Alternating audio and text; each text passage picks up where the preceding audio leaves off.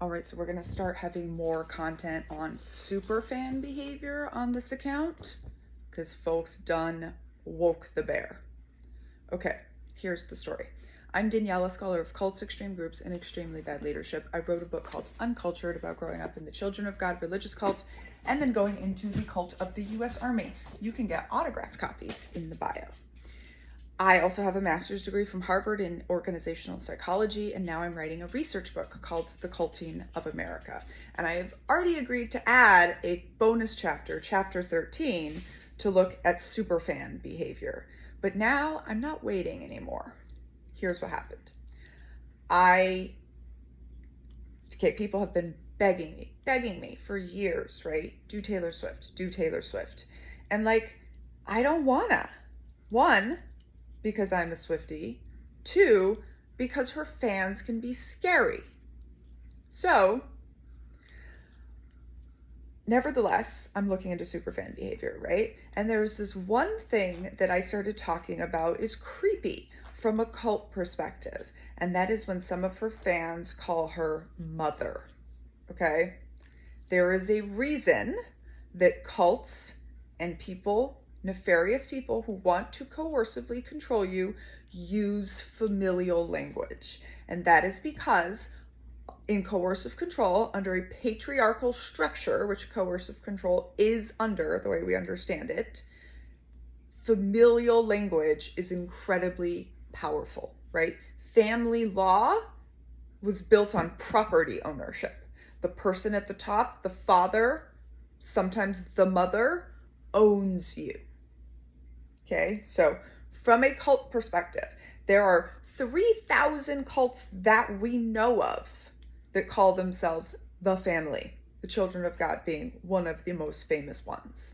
Okay, and I say all the time, anything that calls itself your family wants to overwork you, underpay you, and expect you to put up with more BS than you would otherwise. Okay, so I started talking on my public channels about, it's creepy, why are we doing this one thing, y'all?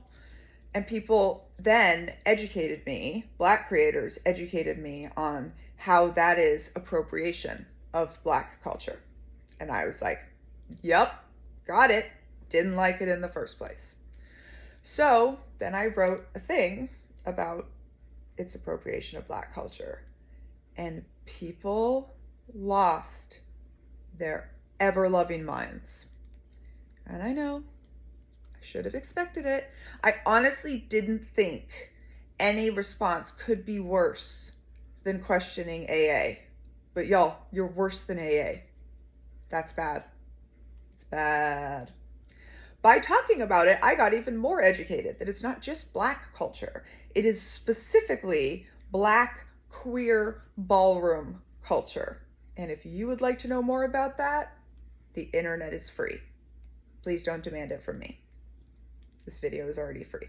Okay, so I learned about that. Cool. It was in the threads. People could go educate themselves. People lost their minds.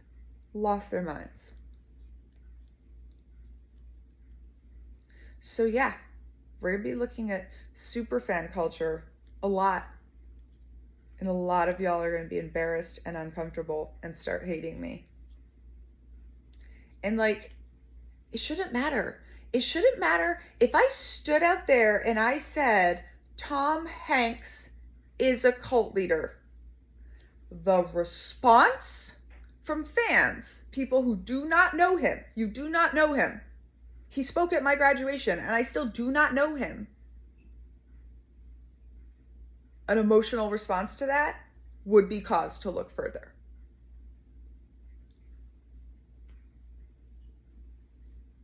Yeah.